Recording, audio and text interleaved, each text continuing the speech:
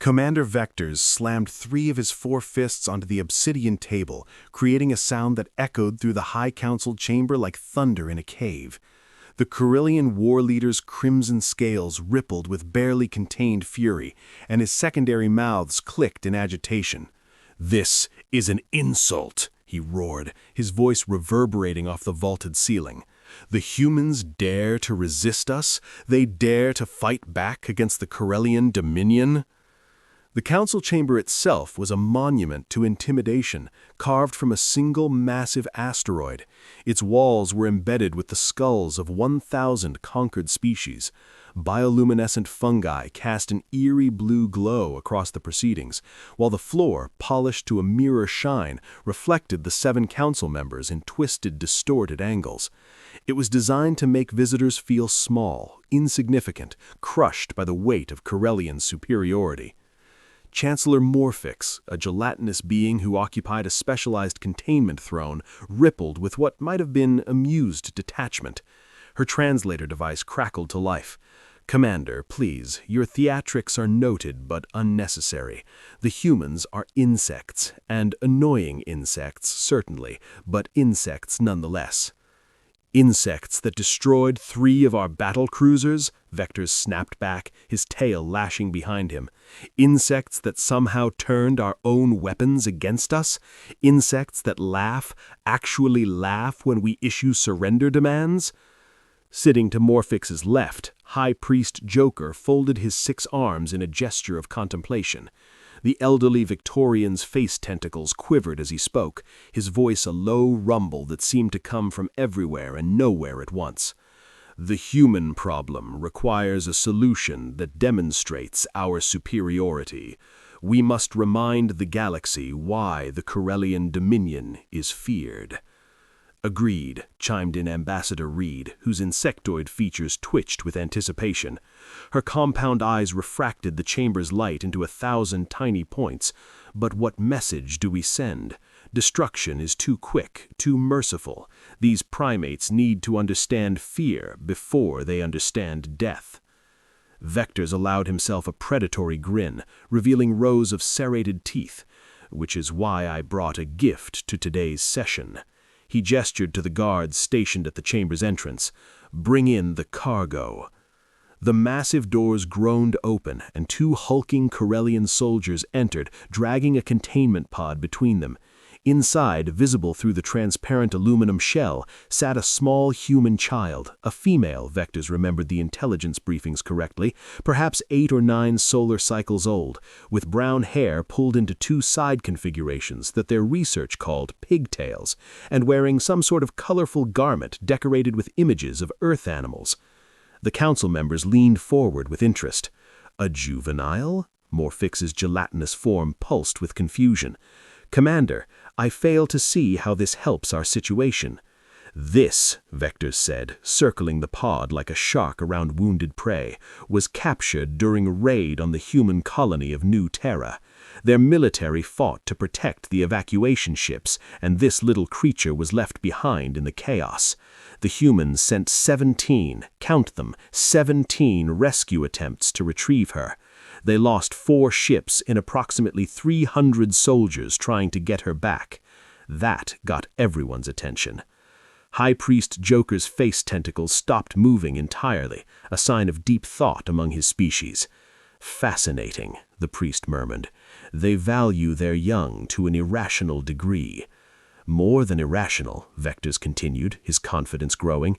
"It's a weakness we can exploit, but more immediately, it's an opportunity for a demonstration." He paused for dramatic effect, letting the silence stretch. "I propose we feed this human child to Snowfang." The reaction was immediate and varied. Ambassador Rita's antenna shot straight up in surprise. Morphix's entire form quivered. Joker's tentacles writhed with what might have been approval. The other council members, previously silent, now murmured among themselves. General Kraft, a scarred veteran whose species resembled bipedal crocodiles, laughed, a harsh barking sound. "Snowfang, you want to use our sacred execution beast on a child, Commander? That seems excessive." Excessive? Vector's spread all four arms wide. No, General, it's perfect. Rebroadcast it across every human communication channel. We show them what happens when they defy us. We let them watch as their precious offspring becomes a meal for our most feared predator. The psychological damage alone will cripple their war effort. Morphix considered this, her translucent form shifting colors from blue to a thoughtful purple. The humans do have a peculiar attachment to their young. Our intelligence suggests they'll negotiate almost anything to ensure juvenile safety. This could work, assuming Snowfall cooperates. Snowfang has never failed, Vector said with absolute certainty. 300 executions, 300 perfect kills. The Tomb Devourer devoured Syrian pirates that dared raid Corelli supply lines. It had torn apart Victorian heretics who questioned the High Priestess authority. It had executed the former planetary governor of Sector 7 who'd embezzled enough credits to buy a small moon. Traitors, cowards, enemies of the state, all had entered that arena walking, and all had left as nothing more than stains on the stone floor. Handler Corks barreled down the corridor, his junior Cooper Milvac scurrying down the hallway with a datapad clutched in his smaller appendages. The purification ritual is scheduled to begin in 20 minutes. The council wants Snowfang bathed in his ceremonial oils and blessed by High Priest Joker himself. Corks nodded. Standard protocol for high-profile executions. Has the arena been prepared? Inspection teams cleared it an hour ago. Cameras positioned, force fields tested, seating arranged for the council and guests. Oh, and the humans have been sent the broadcast codes. They'll be watching, whether they want to or not. Down the corridor near the guard station, a cluster of lower-ranked soldiers had gathered around a portable holo display, their voices carried in the peculiar acoustics of the metal hallway. 20 credits the human doesn't last 15 seconds, announced Guard Taxis, a young Corellian barely past his military training. His scales still had the bright sheen of youth, unmarred by combat scars. 15 seconds, scoffed his companion, a hulking brute Matire named Gormith. I'll take that bet and raise you 10 seconds maximum. I've seen Snowfang work. The creature doesn't play with its food. A third guard, Senior Officer Havix, leaned against the wall with the casual confidence of someone who'd seen actual combat. You're both wrong. 5 seconds, maybe less. Did you see the size of that human juvenile? It's tiny, barely comes up to my third knee joint. Snowfang will probably swallow it whole and be disappointed there wasn't more meat. The betting pool had started small, but had grown throughout the shift. Currently it sat at over 300 credits, with most bets clustering around the 5 to 15 second range. A few optimistic souls had wagered the human might last a full minute, but those were considered suicide bets, the kind you made when you'd had too much fermented juice and lost touch with reality. I almost feel bad for it, Taxis admitted, his voice dropping. It's just a kid, Ray, even if it is humid. That's your problem, Taxis, Havix replied, his tone hardening. Humans aren't like us. They don't value strength, honor, or tradition. They're weak, emotional, and worst of all, they're stubborn. This execution will teach them the cost of that stubborn streak. While the guards debated and gambled, the subject of their wagers sat in a containment cell 3 levels above, completely unaware she was supposed to be terrified. 8-year-old Lily Chin had found a piece of charcoal somehow, probably from a maintenance kit someone had left near her cell. The guards hadn't thought to search for art supplies, because, well, why would they? She was scheduled to be executed in less than an hour. But Lily, with the focused determination that only children possess, was drawing on the walls. Dogs. Dozens of them. Big dogs, small dogs, fluffy dogs, skinny dogs. She'd drawn her own dog from back home, a golden retriever named Biscuit. She'd drawn her neighbor's husky, Max. She'd drawn every dog she'd ever met, seen, or imagined, creating a gallery of canine friends across the sterile metal surface. and she was humming that same tune from earlier, something about farms and animals. Her voice, high and clear, echoed in the small space with an eerie cheerfulness that made the guards outside her cell deeply uncomfortable. "Is it broken?" one guard whispered to another. "Shouldn't it be crying, making distress noises?" "Maybe humans process fear differently," the second guard replied, though he sounded uncertain. "Maybe this is what human terror looks like." They had no idea how wrong they were. In her cell, Lily finished drawing a particularly good picture of a wolf, gave it a big smile, and sat back to admire her work. She'd been told she was going to meet something called Snowfang, and while the adults had sounded so scared when they said the name, Lily had a pretty good feeling about the whole situation. After all, it sounded like a big doggy, and Lily loved doggies. The execution arena's main doors opened with a pneumatic hiss that over the years had become synonymous with approaching death.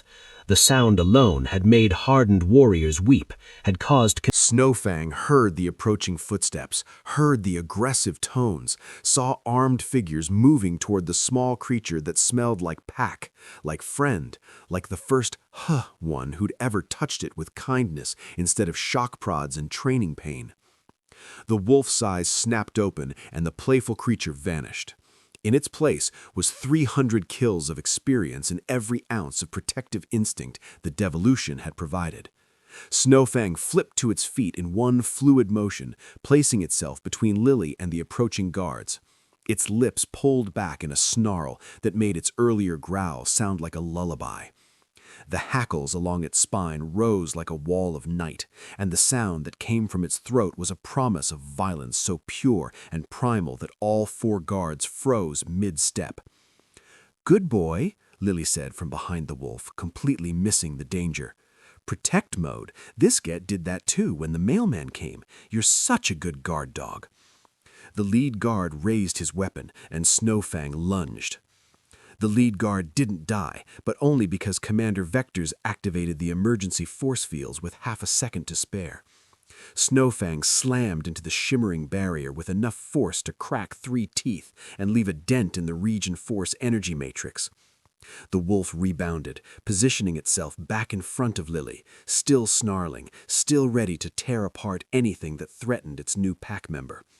"Stand down, everyone stand down," Vectors roared into the communication system. The guards retreated, practically tripping over themselves. The force fields held. And in the center of the arena, Lily wrapped her arms around Snowfang's now.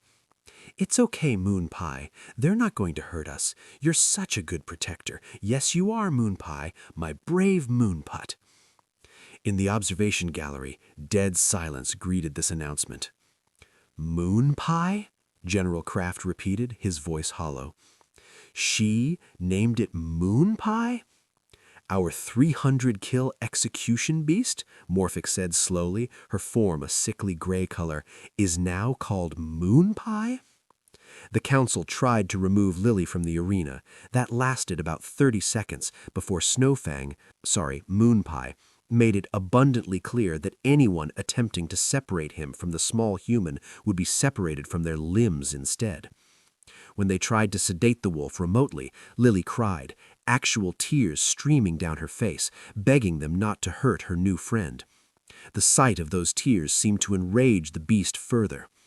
When they threatened to space both of them, Lily just hugged the wolf tighter and said, "That's okay, Moon Pie and I will be together, right, boy?"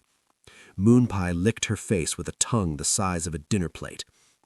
4 hours later, after the most humiliating emergency council session in Krillian history, the entire High Council sat in their private chamber while Dr. Namath delivered a presentation that would fundamentally reshape their understanding of humanity.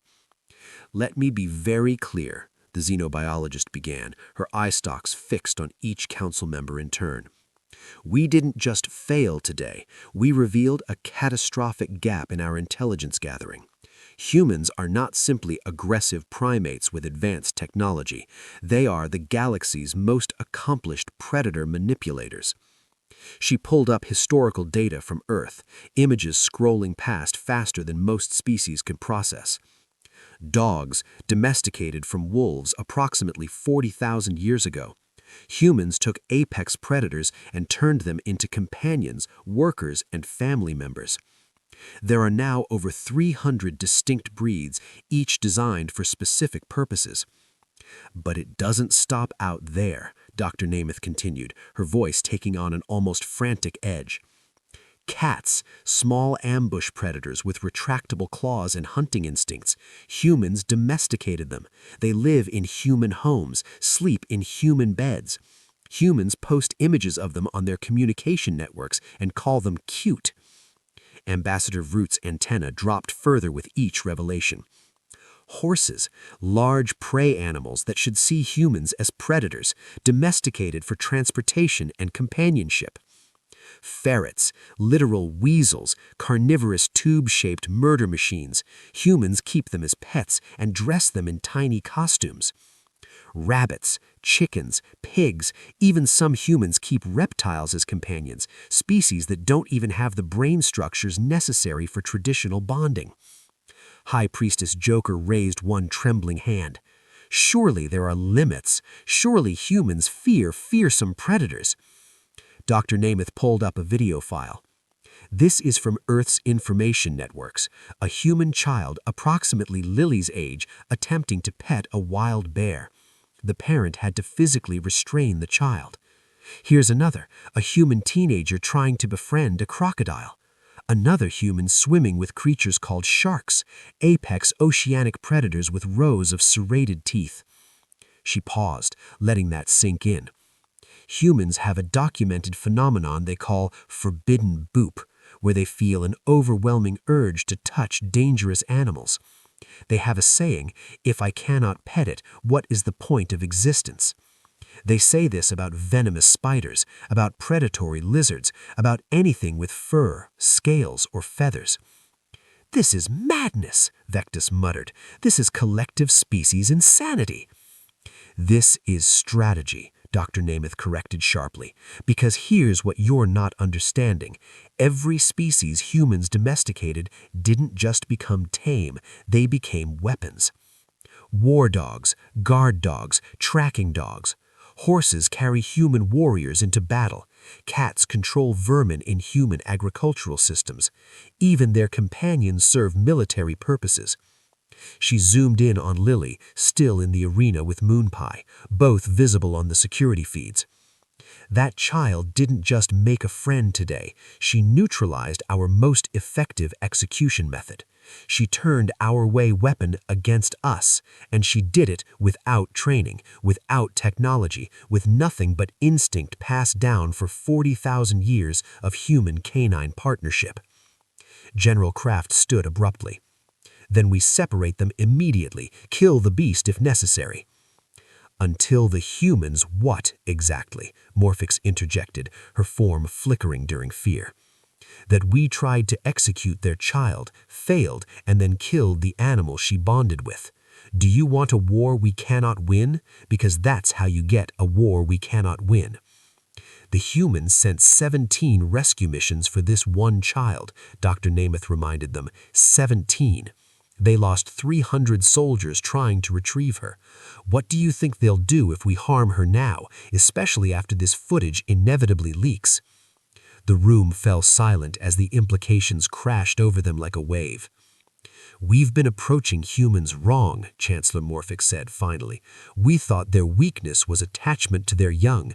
That's not a weakness, it's a threat display. They're showing us what they're willing to sacrifice to protect their pack members. Recommendations, Vectus sounded, defeated for his first time in military career. Dr. Namath pulled up a new document, one she'd been drafting during the past 4 hours. New protocols for human engagement.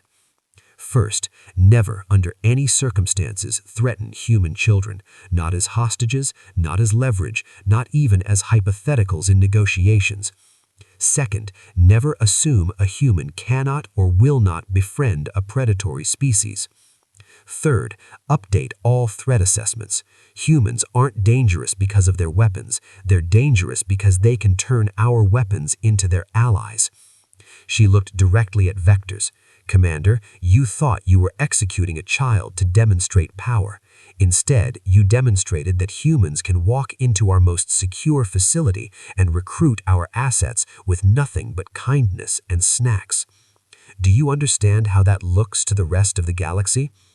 Vector said nothing. His scales had gone pale. "New galactic protocols," High Priestess Joker announced, his voice heavy.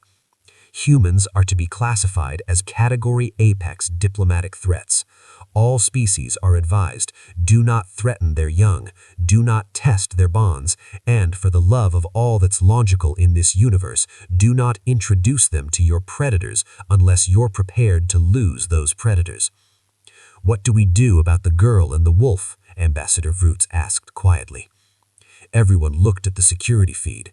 Lily had fallen asleep, curled against Moonpie's side.